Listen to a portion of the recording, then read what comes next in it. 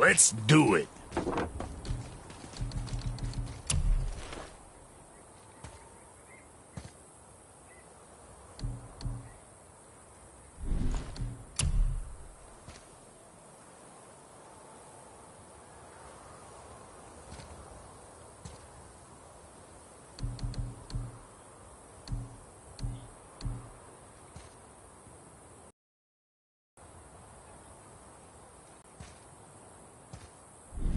Come back soon with more crap you found. Come on in, then. So much for peace and quiet.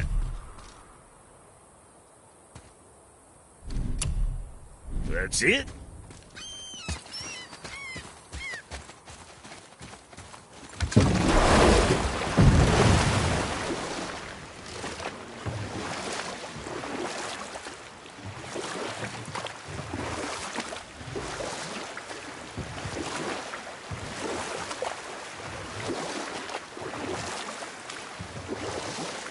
Mimir, there was a shrine about a giant lady with lots of books and visions. Ah, that would be Groa, the Knowledge Keeper. She was a gifted sorceress who gathered every tome of arcane wisdom she could find in the realms, all in the hopes of augmenting her powers of prophecy that she might find her lost husband, Arvandil. But it was not her husband she would glimpse in her visions, for it was Groa, seeing longer and farther than any before or since, who witnessed Ragnarok, the end and the beginning. When Odin caught word of her ultimate prophecy, he maneuvered to obtain her knowledge and hoard it for himself. Groa knew Odin as a long-time patron of her services, and so she welcomed him into her library as a friend. What she did not know is that Odin himself was behind her husband's disappearance, having used his enchantments to conceal his death at Thor's hands from her sight. Smiling, jealous Odin took her by the throat, and with his very hands he stole her library and her life for his own. I always knew Odin was bad. That's just...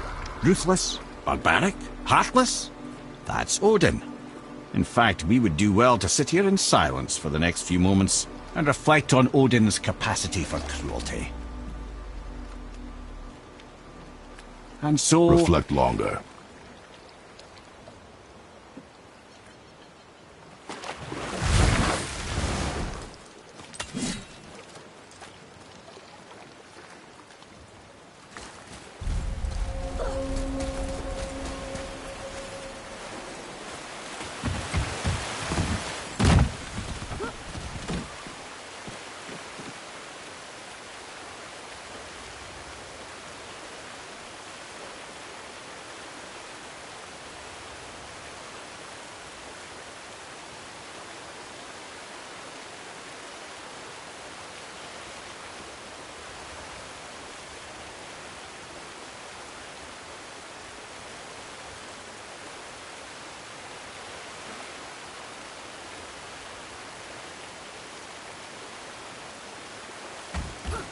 You there? Have you just... The statue stands no longer, Spirit. Then my bond to this realm is severed, and I am off to find the real God of Thunder. He will know retribution. My deepest gratitude. Off he goes. Brave guy. Going to look for Thor on his own. He is a fool. What did the spirit leave us? An offering to one of the gods. Can we use it? No, but perhaps the dwarves can.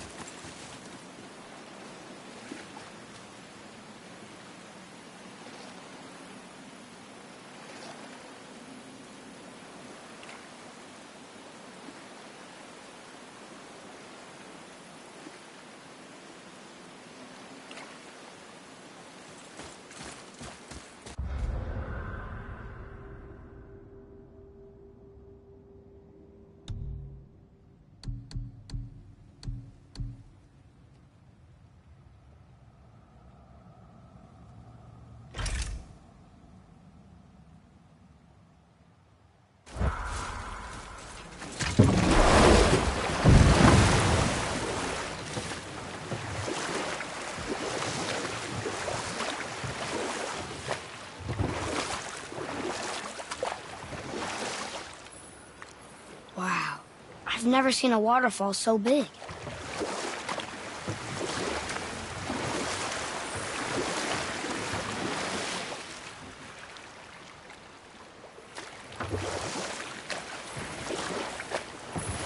Mimir, is there a story for the giant with the flaming sword? Suart the Brave? Of course. We've spoken so much of frost giants. It's about time we instead met the most fiery giant of all. Back when Ymir first emerged from Ginnungagap,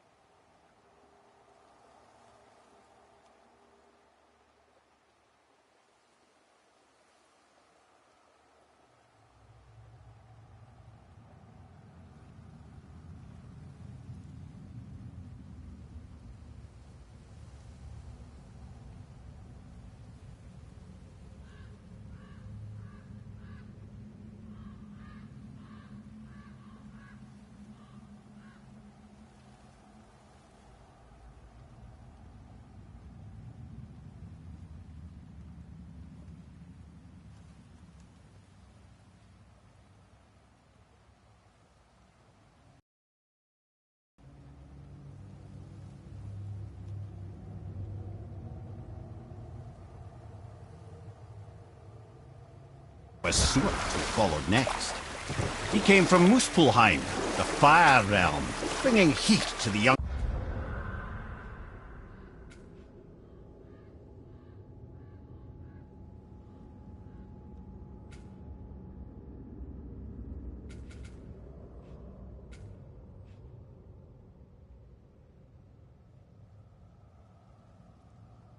cosmos, conjuring the sun from his primordial flame. But let's come back to that flaming sword, shall we? Suart the Brave forged his sword of flame for one purpose alone: to burn down Asgard when Ragnarok comes at last. His destiny is to fall at the hands of Thor and Odin, but in so doing, strike the blow that leaves their realm in ash and ruin. From that destruction, the world can be born anew. Until then, alone he waits in Muspelheim, never sleeping, ever holding his fiery blade. And we'll pick this up later.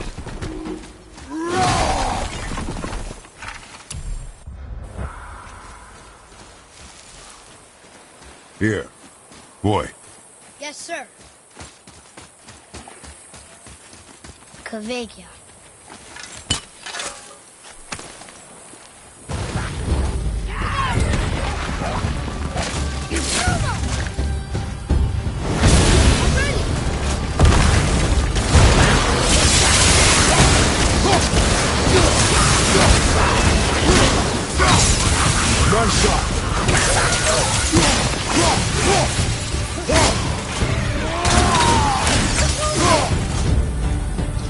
Right foot! Almost there! Nice to have an easy fight every once in a while. Well done, boys. Never thought I'd see a scrap like that again. What do you want? To thank you. These dead reavers drowned me many winters ago, and I've been itching to see them get theirs. So you died after all the flooding?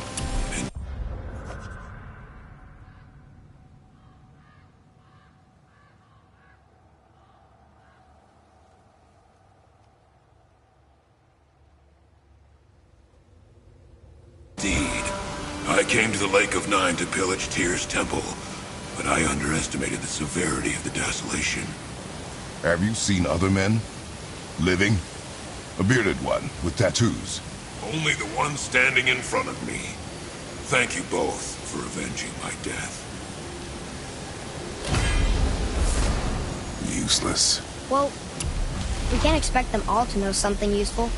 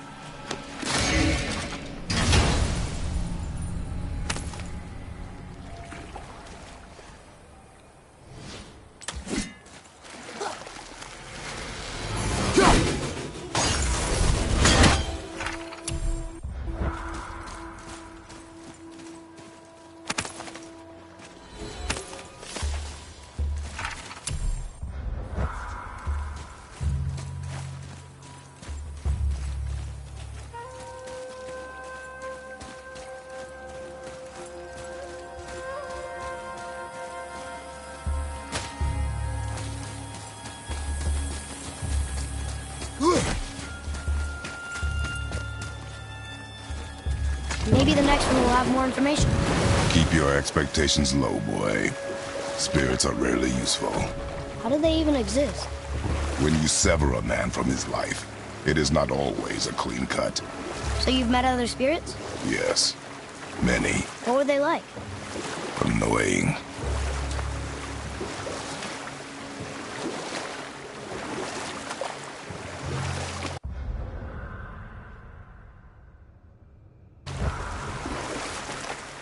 All right, let's say we finish that story. Surt the Brave and his sword of flame, fated to burn down Asgard come Ragnarok. Brave, generous soul, who knows he lives but to his doom. All because he chooses to serve a grand cycle so much bigger than himself. To truly embrace your purpose and the patience and sacrifice it demands is to ensure your day will come. You think we'll be there when that day comes? I've seen enough of war between the gods. But you, little brother, who can say?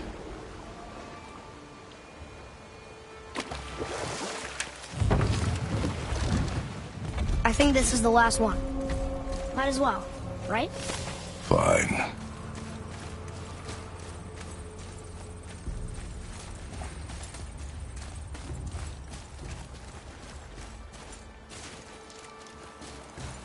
Kveikja.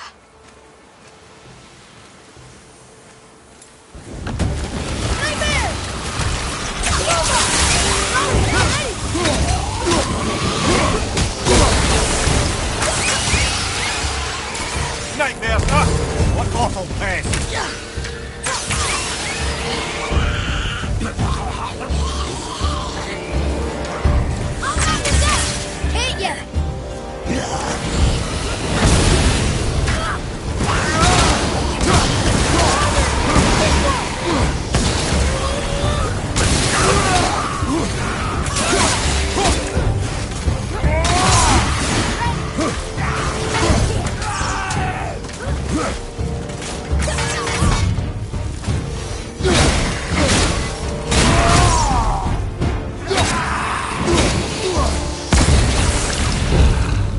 How'd I do? Adequate. I must speak with you. Another spirit who wants something from us. How unexpected. What's wrong? I came to this lake with a group of tradesmen, seeking refuge from the desolation. But how could we know it was even worse at the Lake of Nine? We cannot undo your mistakes, Spirit. I know that. But I fear for my captain and crew. I believe they are still under the water. Will you find them for me? Is there anything you can offer us in return? I have little to offer. Oh. Well, I'm not sure. Wait! I died wearing a valuable family heirloom. It's yours, if you promise to find my crew. Deal. Thank you. You are learning. Why didn't you or Mom ever tell me about the desolation? I won't speak for your mother, but it was never my concern. Nor should it be yours. Doesn't it concern us if everything around us is dying? Our only concern is reaching Jotunheim. Really?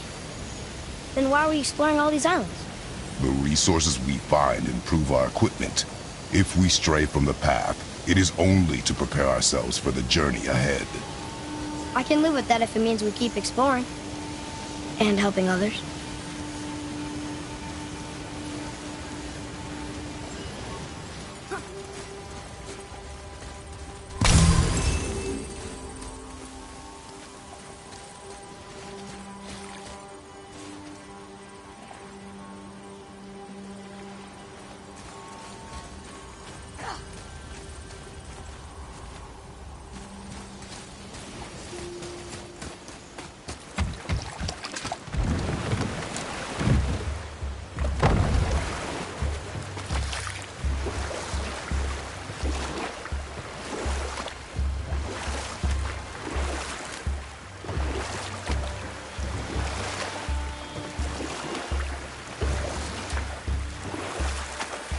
I have a question.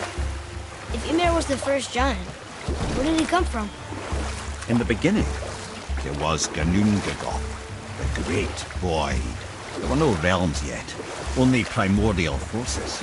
There was fire, and there was ice. And there in the void they met and produced Water? more than water. The mystic lifeblood of something entirely new. From this water, Ymir took form and became a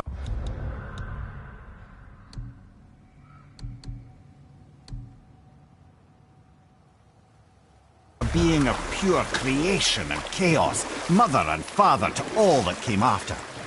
Even the Aesir? Aye. Every god, man, and beast came first from Ymir's flesh. And we'll pick this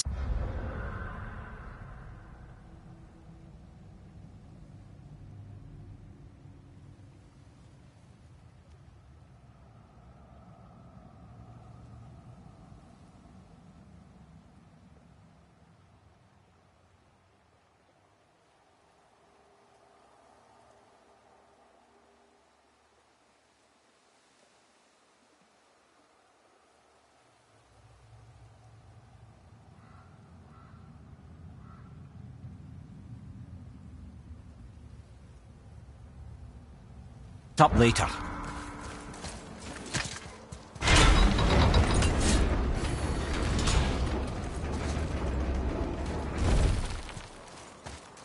Kabekia! Well, worth a shot.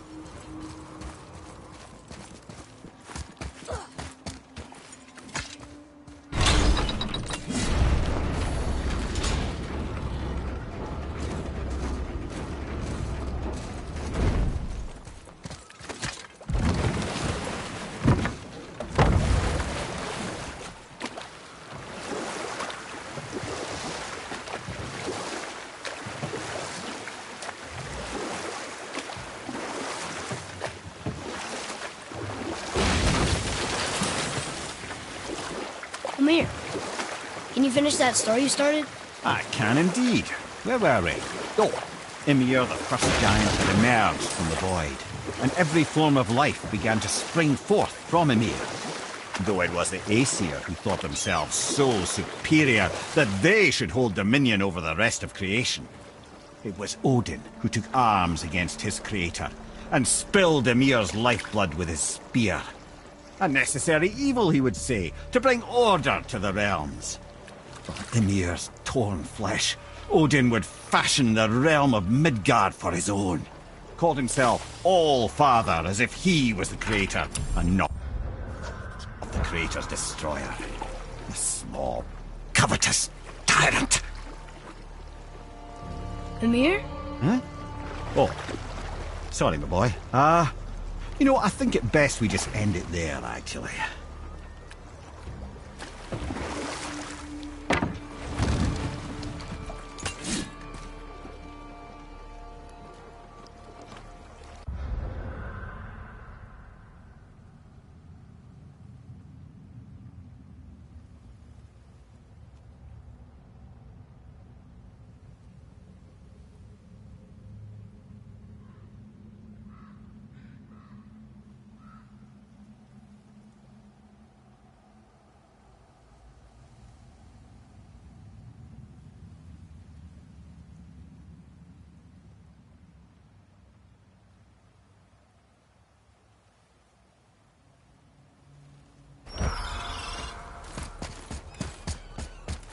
Ed, how do we speak to the serpent? There's a horn on a platform at the middle point of the bridge. Take me to it. Finally, that horn.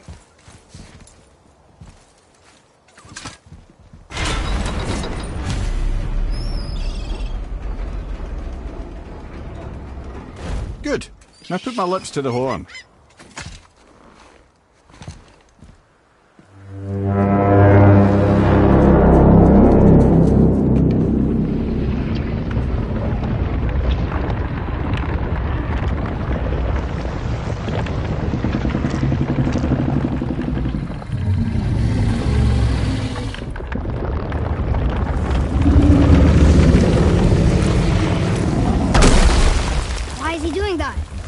Odin had that statue made in honor of Thor.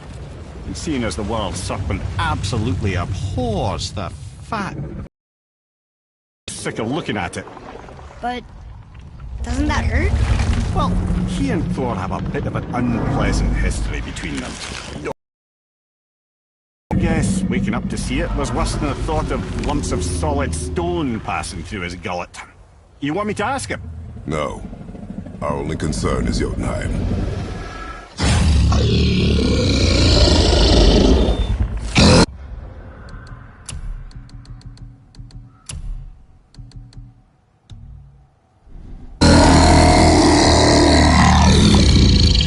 All right, wish me luck.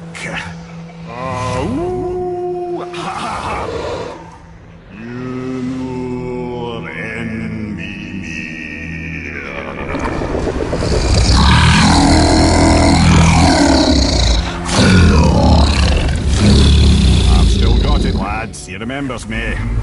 Why you... Oh no, that's not right. Mokuno Huntunku.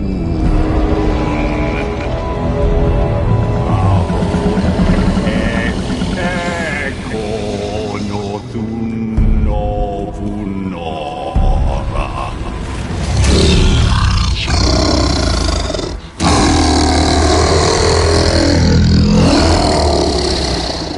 He knows the pain of your loss. He will help you.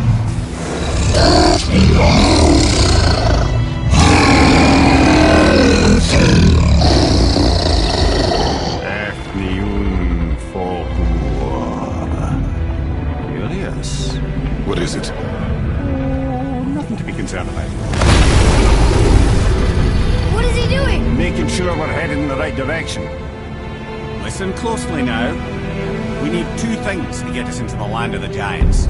First, we need to learn the travel rune that opens realm travel to Jotunheim. Second, we need to carve that rune into the special gateway. Is that one of the peak where we first met you? Correct. Except the giants, in their infinite wisdom, saw to it that no ordinary chisel would do the job. Only the tip of a magical chisel opens that gate. Luckily, I know where it is, and it's not far. looked kind of mad for a moment there. Now that, you thought I said you were friends of Odin. You'll forgive me. I've never spoken the ancient tongue sober.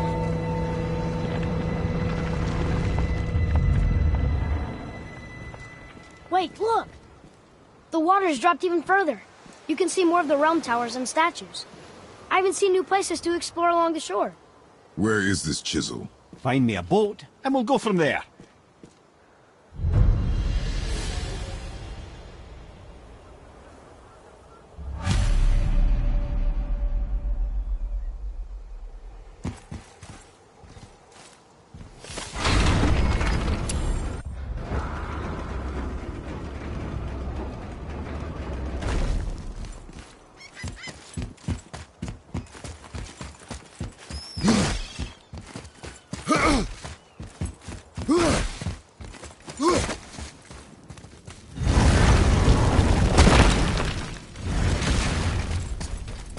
Oh there. What do you want, dwarf? I got another lead on my old pal Andvari. Meet me at the Lawnsoother mines. There's some fancy-dancy loot in it for you. Another lead? But we already found him. Well, found his hand anyways. I'll explain at the mines.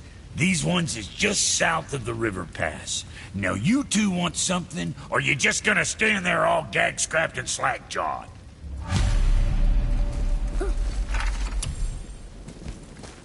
Pulled the ring off on Vari's hand at the Velander mines. Feller was always tampering with souls and dark rituals and matters of the night, see?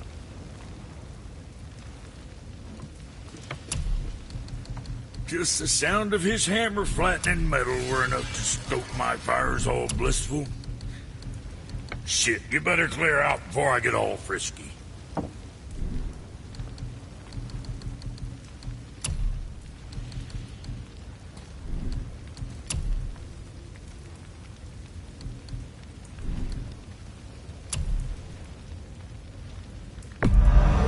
You got a fine deal.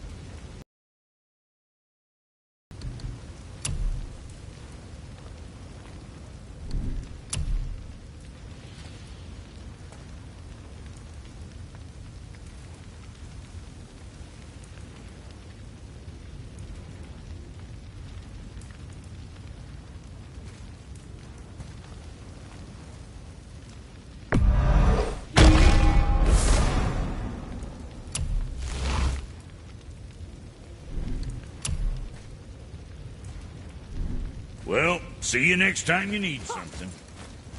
Now you're talking. What you need?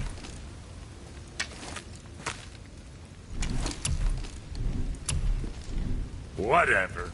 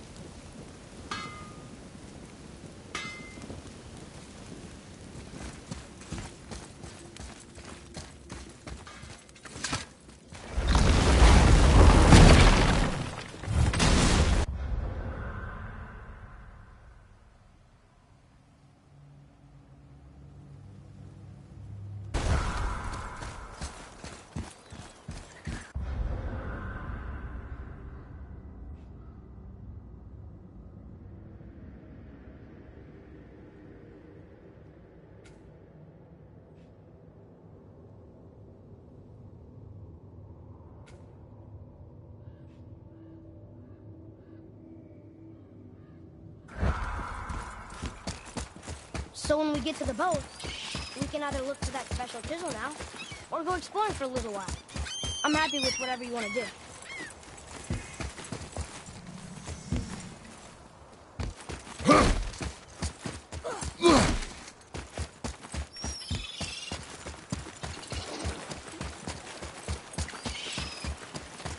What's hiding behind there? No earthly key nor physical force can get past the magic of that lock. Don't even look at it.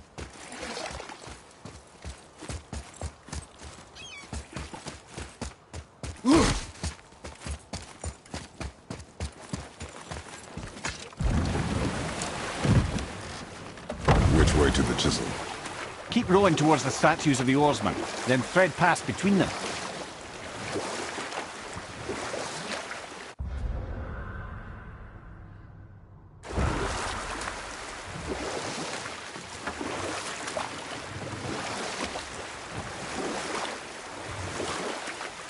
Ed, you are full of stories. When will you tell one that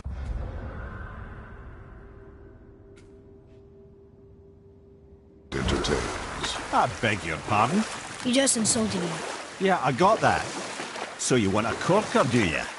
Very well, my brothers. I'll tell you the story of Hrungnir, the brawler. The real story. There was a huge battle, right? His shrine had him in the middle, fighting off Aesir. A pretty story, but no. Hrungnir, you see, was born with neither head nor heart. So the giants had to complete him with stone. He was strong, to be sure, but also a perfect simpleton.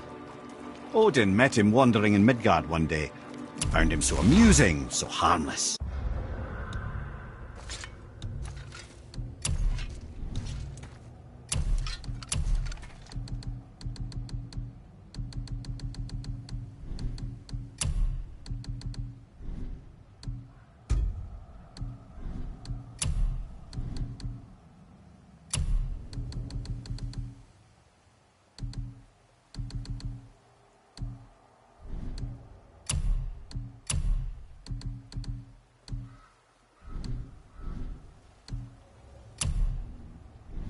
So gullible.